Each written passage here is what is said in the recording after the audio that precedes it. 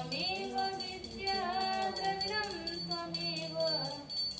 Hello friends, welcome back to my YouTube channel. Radhe Radhe. कैसे हैं आप लोग? आई होप आप सब लोग बहुत अच्छे होंगे। मैं भी बहुत अच्छी हूँ।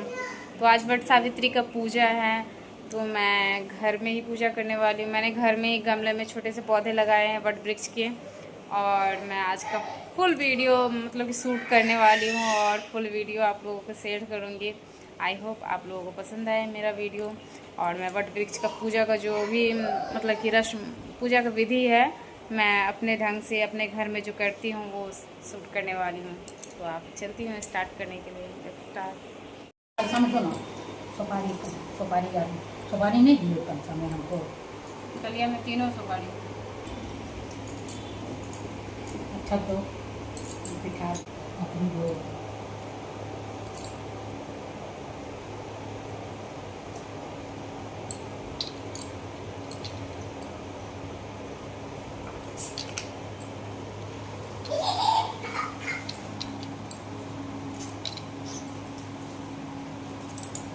पैर में लगाओ ना।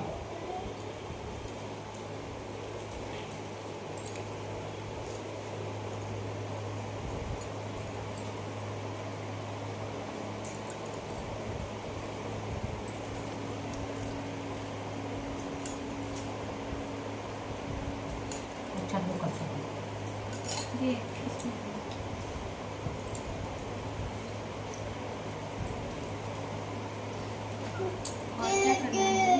चना भी चना ना, ये हल्दी लगाना, पान के पत्ता में या तेल में।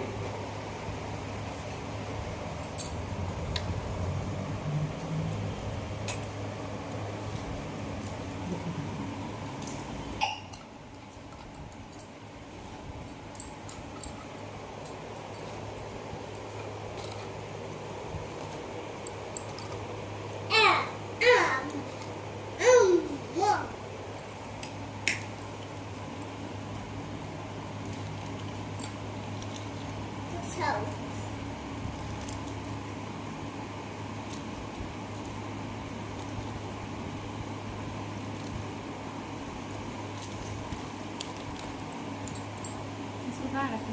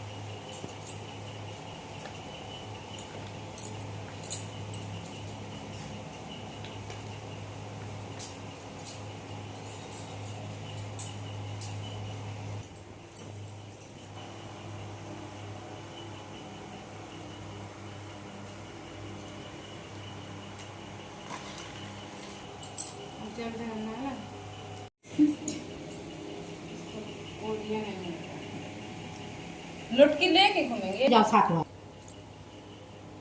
7 बार सिंदूर लगाना। घूम रहे लीजिए। कल समय और सिंघोरा वाला लगाना सिंदूर। सिंघाड़ा से पैर में लगाएंगे। हाँ, सिंघोरा। सिंघाड़ा तो खुश। देखो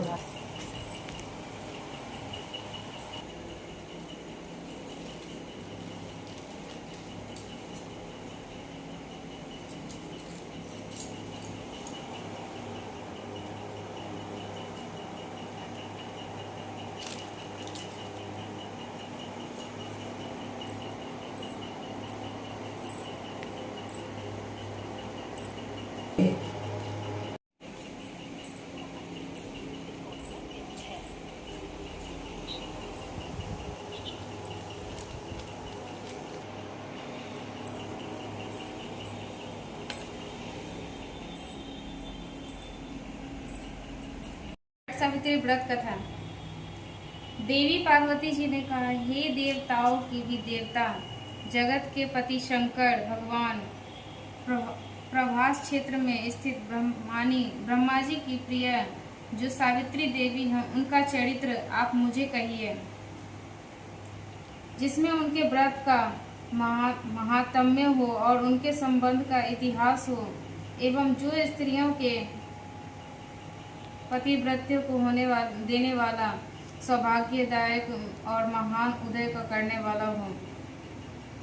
तब शंकर भगवान ने कहा कि हे महादेवी, प्रभास क्षेत्र में स्थित सावित्री के असाधारण चरित्र को मैं तुमसे कहता हूँ। हे महेश्वरी, सावित्री स्थल नामक स्थान में राजकन्या सावित्री ने जिस प्रकार से उत्तम वट सावित्री व्रत का पालन किया,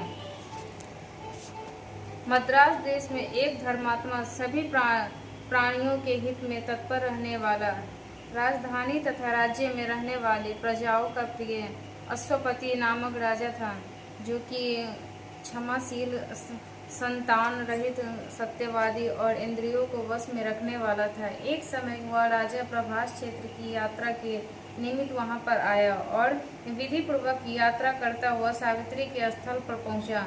वहां पर उस राजा ने उसके रानी के साथ इस व्रत को किया, जो सावित्री के नाम से सावित्री व्रत से प्रसिद्ध सभी प्रकार की कामनाओं को पूर्ण करने वाला है।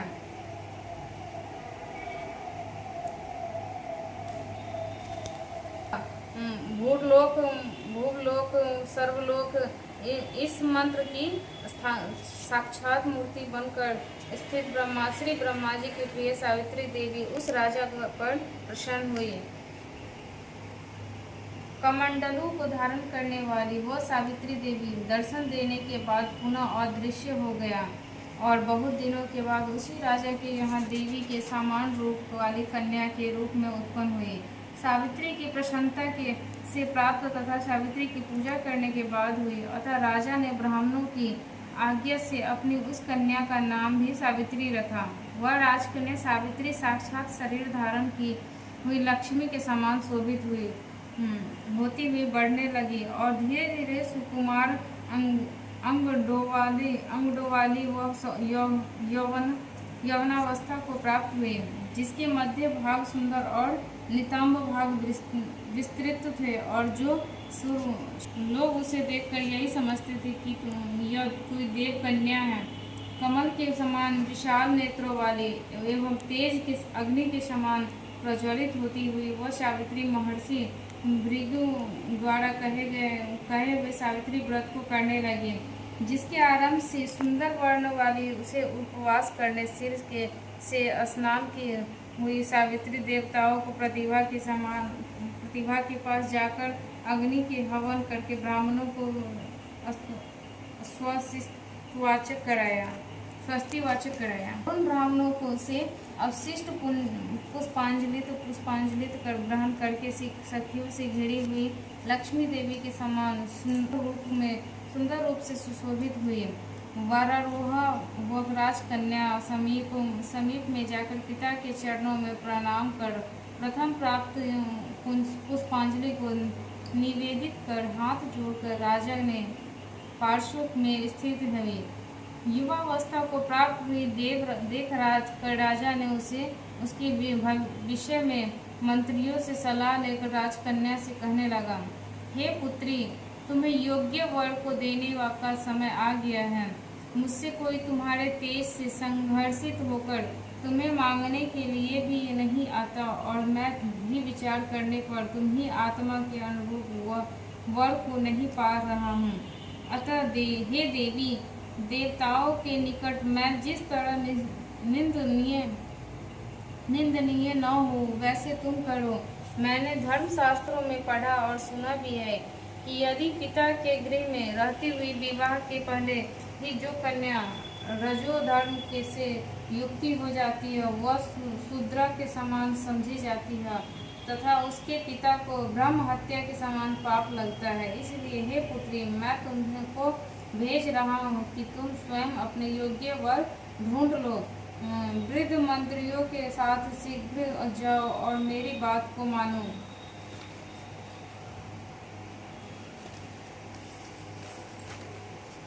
इसकी बात जैसे कहते हैं वैसे ही होगा। ऐसा कहकर सावित्री घर से निकल गई। राज ऋषियों के रम्य तपोवनों में ओर चल पड़ी और वहां पहुंचकर माननीय वृद्धजनों के प्रणाम कर सभी तीर्थों और आश्रमों में जाकर पुनः मंत्रियों के साथ सावित्री अपने गृह पर आ गई और वहां पर पिता के समक्ष पवित्र देवर्षि नारद को बैठते हुए देखा। आसन पर बैठे हुए नारद जी को प्रणाम कर मुस्कुराती हुई जिस कार्य के लिए वन में गई थी सारी कथाएं उसने कहने लगी।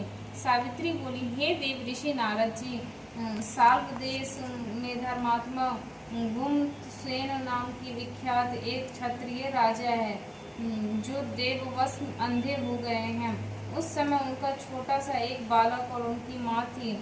ऐसे समय में अवसर पाकर उनका पूर्व बैरी रुक्मी नामक एक सामंत राजा ने उन्हें छीन लिया।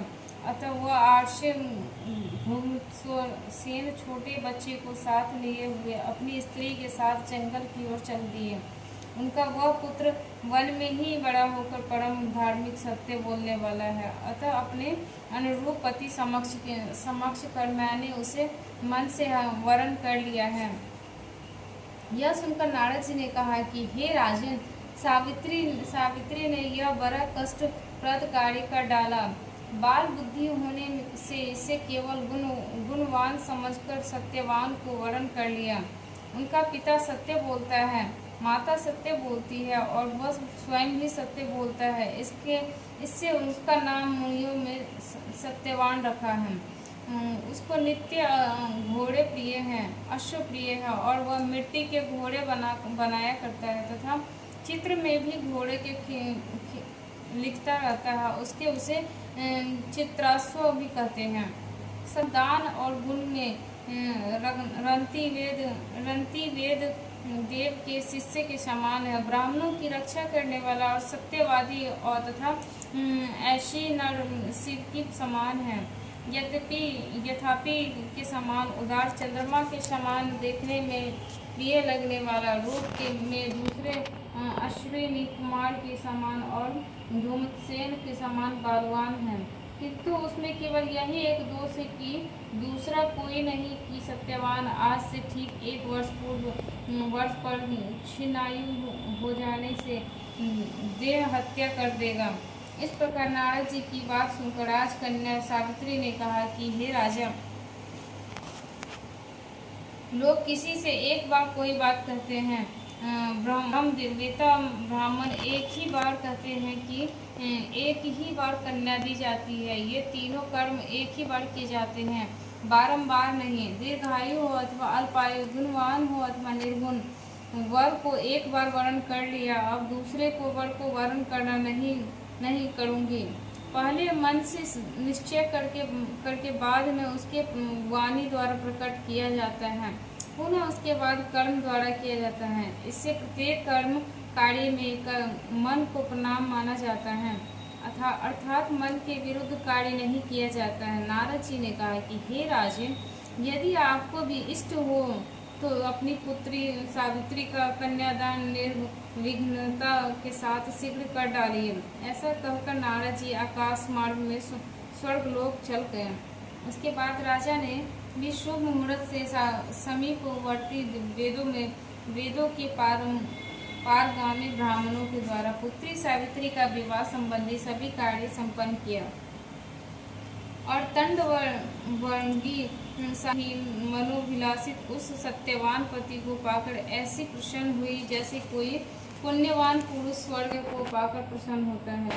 पुनः शिव जी पार्वती जी से कहते हैं कि हे पार्वती, इस प्रकार उस आश्रम में उस समय रहते हुए उन सावित्री और सत्यवान के कुछ समय व्यतीत हुए। उस समय केवल एक भार्या सावित्री ही ऐसी थी कि जिसमें चित्त में रात दिन जो नारद की कही हुई बात थी उसकी याद बनी रहती थी। उसके बाद बहुत दिन बीत जाने पर वह समय मरण काल का आ गया जिसमें सत्यवान को मरना था। अतः सावित्री नारद की कही हुई मरण की तिथि को हृदय में गिनती हुई ज्येष्ठ मास के शुक्ल पक्ष की द्वादशी तिथि को सायंकाल में आज से चौथे दिन मेरे पति को मरना चाहिए। यह सोचकर तीन रात्रि तक निराहार व्रत करने का उद्देश्य रखा और रात दिन आश्रम में स्थिर रूप में रहने लगी। इसके बाद 3 रात्रि बीत जाने पर प्रातःकाल मरण तिथि वाले दिन स्नान कर देवताओं का तर्पण करने के बाद चारुहासिनी सावित्री ने सास ससुर का पाद वंदन किया। उसके बाद जब कुल्हाड़ी लेकर सत्यवान जंगल की ओर चला तब जाते हुए अपने पति के पीछे पीछे सावित्री भी चली। वन में पहुंचकर सत्यवान जल्दी से फल, पुष्प, समाधि और कुशा तथा सूखी लकड़ियों को इकट्ठा कर ले जाने योग्य भार बनाने लगा। लकड़ियों को काटते हुए उसके सिर में पीड़ा होने लगी, जिससे उस कार्य को छोड़कर वटवृक्ष की एक शाखा को सहारा लेकर सावित्री से कहने लगा कि हे सुंदरी, सिर की वेदना मुझे दुख दे, अतः मैं तुम्हारी गोद में क्षण भर सोना चाहता हूँ। सावित्री ने दुखित होकर कहा कि हे महाबाहो, आप विश्राम करें, पीछे हम श्रम को दूर करने वाले आश्रम को चलेंगे। जैसे ही पृथ्वी पर बैठी हुई सावित्री ने सत्यवान के सिर को अपनी गोद में रखा, वैसे ही उसके कृष्ण मिश्रित पिंग लवर्ण वाले किरीटधारी पीत वस्त्र पहने हुए साक्षात सूर्य के समान उदित हुए पुरुष को देखा। उसे देखकर सावित्री प्रणाम कर मधुर वचनों में उससे कहने लगी, आप देवताओं तथा दैत्यों में से कौन है जो मुझे धर्मच्युत करने के लिए आए हैं? मुझे अपने धर्म से च्युत करने के लिए कोई समर्थ नहीं है, क्योंकि हे पुरुष ज्येष्ठ, मुझे धधकती आग की लपट के समान ही समझिए। यमराज ने कहा कि मैं सब प्राणियों के लिए भयंकर और कर्मानुसार उसका उचित दंड देने वाला यम हूँ। सो हे पतिव्रता सावित्री, समीप में पड़े हुए तुम्हारे इस पति की आयु समाप्त हो गई है। इसे यमदूत पकड़कर नहीं ले जा सकेंगे, इसलिए मैं स्वयं आया हूँ।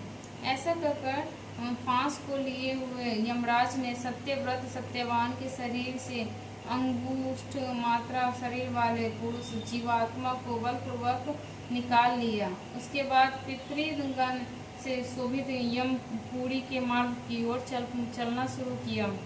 तो बड़ा रोहा सावित्री भी इसके पीछे पीछे चली।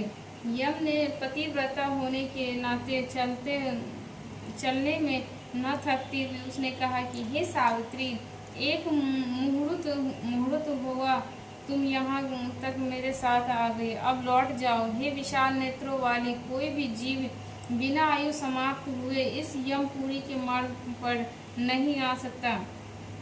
सावित्री ने कहा कि आपके जैसे विशिष्ट पुरुष के साथ पति का अनुगमन करते हुए मुझे कभी भी शर्म या ग्लानि नहीं हो सकती।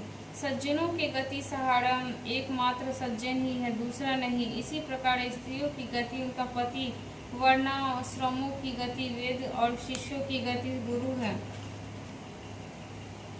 इस पृथ्वी तल में सब प्राणियों के लिए स्थान है, किंतु स्त्रियों के लिए तो एकमात्र पति को छोड़कर दूसरा कोई आश्रय स्थान नहीं है।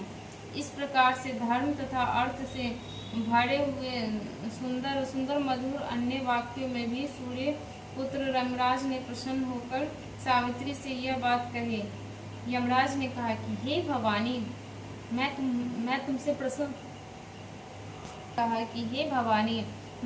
प्रसन्न हूँ, तुम्हारा कल्याण हो, तुम मुझसे वर मांगो। उस सावित्री ने भी विनय से सिर झुकाकर अपने सिर लिए राज्य पाने का वर मांगा और अपने महात्मा ससुर के लिए देखने की शक्ति पाने की साथ साथ पुनः राज्य प्राप्ति एवं उनके पिता के लिए 100 पुत्रों की तथा उसके लिए भी 100 पुत्रों की प्राप्ति के लिए वर मांगा तथा पति के लिए पुनर्जीवित वरदान एवं निरंतर धर्म की सिद्धि प्राप्त करने का वरदान मांगा। इस प्रकार वर मांगने पर यमराज ने भी उसे अभीष्ट वर प्रदान कर वापस किया। उसके बाद सावित्री पति का जीवन दान प्राप्त कर प्रसन्नचित होती हुई अपने पति के साथ शांति से अपने आश्रम को चली गई। उसी सावित्री ने ज्येष्ठ की पूर्णिमा के दिन इस सावित्री व्रत को किया था, जिसके प्रभाव से राजा स्वसूर को पुनः नेत्र की प्राप्ति हुई। उसके बाद उन्हें निष्कंटक अपने देश तथा राज्य की प्राप्ति हुई और सावित्री के पिता को 100 पुत्र तथा सावित्री को भी 100 पुत्र प्राप्त हुए। इस प्रकार से सावित्री व्रत के संपूर्ण महात्म्य को मैंने तुमसे कहा है। देवी पार्वती ने कहा कि हे देव, सावित्री के द्वारा किया हुआ वह महान व्रत जिस प्रकार का है और ज्येष्ठ मास में उसने विधान कैसे किया है। देवता कौन है, कौन कौन मंत्र है, क्या फल है जो हमेशा हे महेश, इस सनातन धर्म को विस्तार पूर्वक आप मुझसे कहें। ईश्वर शंकर जी ने कहा कि हे देवसी सावित्री व्रत को आदर पूर्वक सुनो। हे महेश्वरी, उस सती सावित्री ने जिस प्रकार से इस व्रत को किया उसे मैं कह रहा हूँ। हे भामिनी, ज्येष्ठ शुक्ल की त्रयोदशी तिथि के दिन प्रातः तंद चुकने के बाद 3 रात्रि तक आप उपवास करने का निश्चय करें। यदि व्रती अशक्त उपवास करने में असमर्थ हो तो जितेंद्रिय रात्रि में उपवास कर और चतुर्दशी के दिन बिना मांगे प्राप्त हुए अन्न को ग्रहण करे तथा पूर्णिमा के दिन उपवास करे। हे शोणित, प्रतिदिन तालाब महानदी या झरना अथवा पांडुकूप में स्नान करने से सर्व स्नान का फल प्राप्त हुए। विशेष करके पूर्णिमा में सरसों और मृतिका मिश्रित जल से स्नान करने चाहिए। पश्चात एक मात्र में बालू भर कर अथवा यव साली आदि भरे हुए फिर से वस्त्र के टुकड़ों से विशिष्ट बांस की डलिया से में अपवायों को सुशोभित सुवर्ण या मिट्टी अथवा काष्ठ की बनी हुई सावित्री की प्रतिमा को रख कर उसके सावित्री के लिए 2 रक्त वस्त्र देते हुए प्रतिमा के लिए श्वेत वस्त्र देवे। इस प्रकार से ब्रह्मा के साथ सावित्री का यथाशक्ति गंध पुष्प धूप दीप नैवेद्य आदि से पूजन करें। पूर्ण तैयारी हुई तरोई, कोहड़ी, ककड़ी, नारियल, खजूर, कैथ, अनार, जामुन, जम्बीरी, नींबू, नारंगी, अखरोट, कटहल, जीरा, काली मिर्च के टुकड़े, गुड़, सेंधा नमक एवं अंकुरित सप्त धान्य को बांस में बनी हुई डलिया में रखकर रेशमी वस्त्र से वेष्टित कर कुमकुम केसर के रंग से रंग देवे। इस प्रकार से ब्रह्मा जी के प्रिय सावित्री की स्थापना होती है। ब्रह्मा के साथ उस सावित्री प्रतिमा का मंत्र के साथ पूजन करें। इतर पुराणों में यह मंत्र कहा जाता है जिससे पूर्व में ओमकार यह वर्ण है। ऐसी वीणा और पुस्तक धारण करने वाले देवों की जननी, हे देवी, तुम्हारे नमस्कार है। मुझे विधवा न होने का वरदान दो। इस प्रकार से विधिवत पूजन करके वहाँ पूजा स्थल पर रात्रि जागरण की विधि करावे। गाने बजाने के साथ नर नारी वृद्ध मिलकर नृत्य शास्त्र में विशारद के साथ नाचे और हंसी खुशी के साथ रात्रि व्यतीत करें और सावित्री की कथा अच्छे ब्राह्मणों तथा गीत भाव तथा रस के साथ प्रभात होने तक कहलावे। इस प्रकार से सावित्री का ब्रह्मा के साथ विवाह विधि संपन्न कर 7 द्विज दाम्पति को श्वेत वस्त्र पहनकर सभी सामग्रियों से युक्त गृह दान देना चाहिए और वेद के ज्ञाता ब्राह्मण को सावित्री की प्रतिमा देवे। इसके बाद सावित्री कल्प सावित्री विषय यह पूजा पद्धति जानने वाले सावित्री कथा के वाचक ज्योतिषी उच्च वृत्ति वाले खलिहान में बिखरे अन्न को बीन कर जीविका चलाने वाले दारिद्र अग्निहोत्र कर्म करने वाले ब्राह्मण को इस प्रकार विधि पूर्वक सावित्री प्रतिमा का दान दे। उसी पूर्णिमा की रात्रि में वट की नीचे 14 द्विज दाम्पतियों को निमंत्रित करें। इसके बाद प्रभात समय में उषाकाल उपस्थिति होने पर भक्ष्य भोजन आदि सामग्री को सावित्री स्थल वटवृक्ष के नीचे ले आवे। बुद्धिमान जन पार्वती पवित्रता के साथ पाक बनाकर और अपने यत्न पूर्वक रक्षा करके गृहिणी युक्त निमंत्रित ब्राह्मणों को बुलाकर उस सावित्री के पूजा स्थल में उसका पैर धोकर अपने सबों को बैठावे। हे देवी सावित्री के समक्ष उन द्विज दंपतियों को भोजन करावे। इस संसार में उन सबों को भोजन कराना मानो मुझे भोजन कराना हो जाता है, इसके कोई संदेह नहीं है। जो दूसरी बार सावित्री के समक्ष द्विज दाम्पत्य को भोजन कराता है वह मानो केशव भगवान को भोजन कराता है। क्षण होकर वर देने वाले भगवान विष्णु उसे अभीष्ट वर देते हैं। तीसरी बार भोजन कराने से सावित्री के सहित ब्रह्मा जी का भोजन कराना हो जाता है। वहाँ सावित्री के समक्ष एक बार भोजन कराना कोटि बार भोजन कराने के समान समझा जाता है। हे महादेवी सावित्री के पूजन स्थान वट के नीचे क्या लिखा हुआ हिंदी में? हे महादेवी सावित्री के पूजन स्थल पर वट के नीचे 17 प्रकार के सठ रस भोजन बनाकर देवी सावित्री के समक्ष द्विज दंपतियों के खिलाने के से उसके कुल में कोई स्त्री का विधवा न बंध्या न अभागिनी का कन्या मात्र को पैदा करने वाली तथा न अपने पति को अप्रिय लगने वाली ही होती है और असत्य आदि नारियों के प्रसिद्ध दोष कभी उसके कुल की स्त्रियों में नहीं होता है।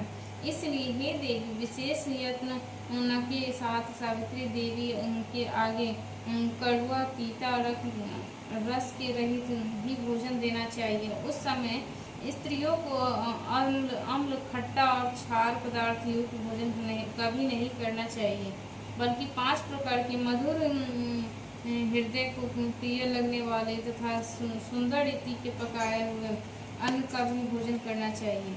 घृत से पूर्ण और अधिक दूध में पड़े हुए पुए बनाए और दूसरे पुए ऐसे बनाए जो वर्ती सेवई के साथ में शोक रहने से अशोक वर्तिका नाम से प्रसिद्ध है। तीसरे पुए खजूर के बने हुए ऐसे होने चाहिए। चौथे पुए और घृत से युक्त शनियाव के रूप में होने चाहिए। जो स्त्री इन सबों को दान करती है वह स्वयं खाती है। वह पुरुषों के लिए आह्लादकारिणी एवं स्त्रियों के लिए हृदय अत्यंत प्यारी धान्य तथा बहुत बड़े कुटुंब वाली होती है। पुओं के दान से उसके कुल में ज्वर संताप और किसी प्रिय के वियोग का दुख नहीं होता है। अशोक वर्त के दान से क्या लिखा हुआ? बेटी के दान से 21 पीढ़ी तक उसका कुल बहुओं लड़कों अनगिनत दास दासियों से भरा रहता है। और जो स्त्रियां पूरियों को देती है उसके कुल में बहुओं के साथ साथ लड़कियों भी पुत्रिनी होती है।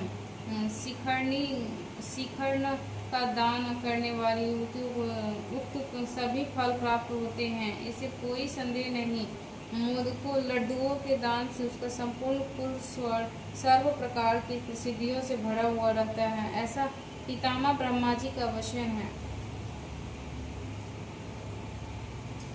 भोजन कराने से यह विशिष्ट फल होता है कि वह जन्म जन्म से सौभाग्यशाली पुत्री पतिव्रता धन की वृद्धि से सुशोभित सहस्त्रों को भोजन कराने वाली होती है। मुख्य पान पीने योग्य पदार्थ जो हृदय को प्रिय लगने वाले और मधुर हो, जैसे द्राक्षापान, अंगूर का शरबत, गुड़ से युक्त इमली का पान, खार से बने हुए मीठे शरबत। इसके अतिरिक्त अन्य जो भी योग्य वर सुगंधित पान हो उन्हें उन द्विज दंपतियों को देना पिलाना चाहिए। विधि पूर्वक पूजन करने से उस द्विज दाम्पत्य को वस्त्र आदि, धोती, साड़ी, कंजुकी आदि पहनाकर कुमकुम आदि सुगंधित वस्तु का लेप शरीर में लगाकर फूल माला से अलंकृत कर गंध धूप से पूजन करके अंत में नारियल देना चाहिए। और उन द्विज दाम्पत्यों को आंखों में अंजन और मस्तक में सिंदूर लगाकर मनोहर सुवासित और कोमल सुपारियों को पान में रखकर उन्हें हाथ में देने के बाद प्रणाम कर उनका शिवर्जन कर दे। अंत में इस कृत्य से निवृत्त होकर बंधु एवं बालकों के साथ स्वयं भोजन करें। यदि पूजन स्थल में भोजन न कर सके तो घर जाकर भोजन करना चाहिए, जिससे देवी प्रसन्न हो। इसी प्रकार से अपने घर जाकर पिंडदान पूर्वक पितरों का ऐसा करने से उनके पितृगण ब्रह्मा के एक दिन तक संतुष्ट बने रहते हैं। तीर्थ से 8 गुना पुण्य कर्म अपने घर में दान देने से होता है, क्योंकि द्विजातियों द्वारा किए गए श्राद्ध को नीचा जन नहीं देख पाते।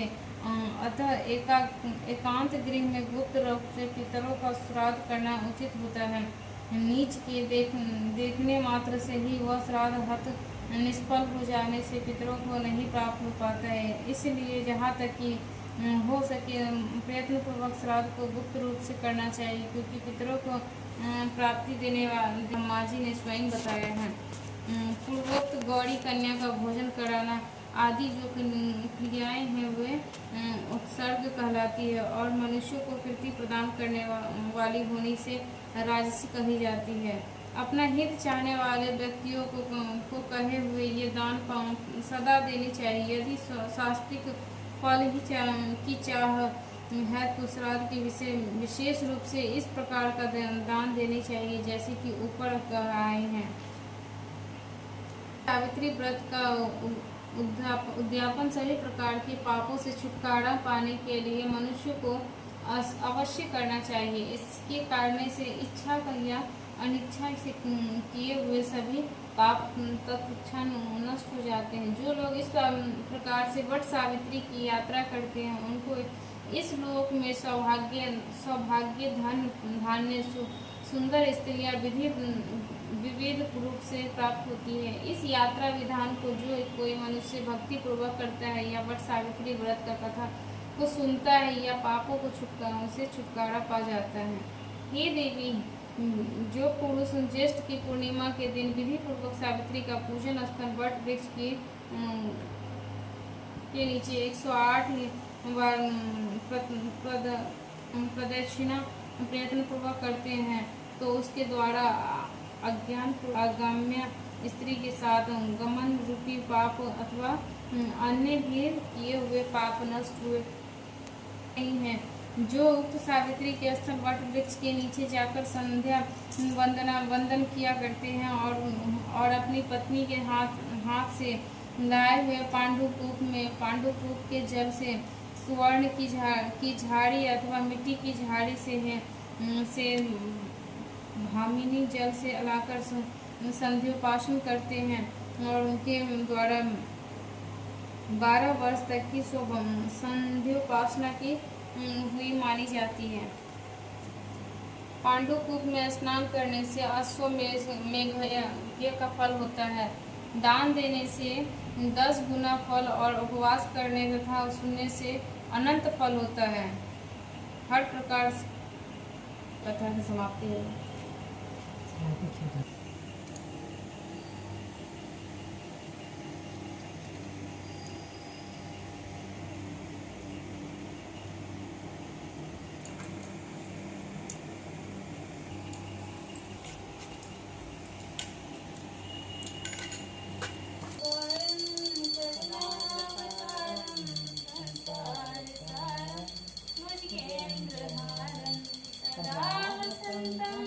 हृदयारविन्दे भवं भवानी सहितं नमामि त्वमेव माता च पिता त्वमेव बन्धु च सखा त्वमेव विद्या द्रविणं त्वमेव सर्वं मम देवदेव।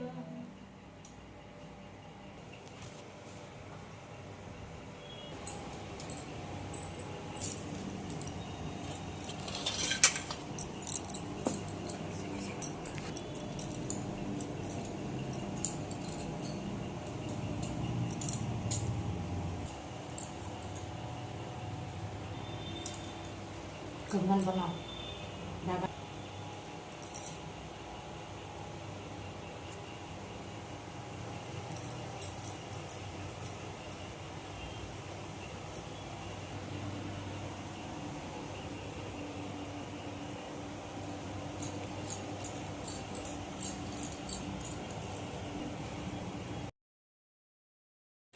हमारी वट सावित्री की पूजा संपन्न हो गई है अच्छे से। And thank you for watching.